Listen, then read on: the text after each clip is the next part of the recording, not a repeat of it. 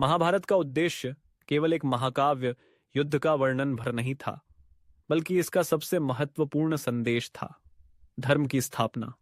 इस महाकाव्य में हर पात्र, हर घटना और हर संवाद हमें यह सिखाने के लिए रचा गया है कि धर्म यानी कर्तव्य, सत्य और न्याय क्या है और जीवन में इसका पालन क्यों आवश्यक है।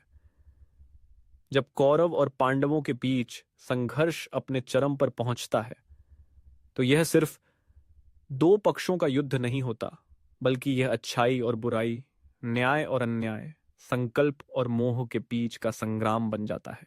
कृष्ण द्वारा अर्जुन को दिया गया गीता का उपदेश महाभारत का केंद्रीय बिंदु है।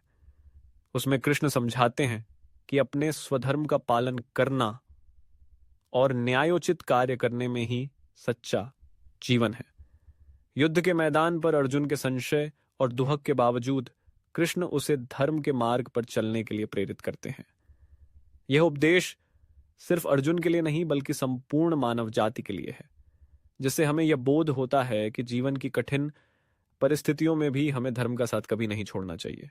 महाभारत हमें दिखाता है कि जब समाज में अधर्म बढ़ जाता है, अन्याय और लालच हावी हो जाते हैं, तब दुष्टता का अंत और धर्म की पुनः स्थापना अनिवार्य हो जाती है।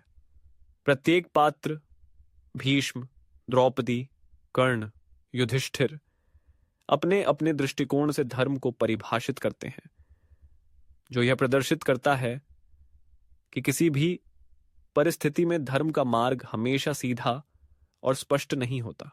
अंत में महाभारत हमें यह सिखाता है कि धर्म का पालन करना मानवता की सर्वोच्च जिम्मेदारी है।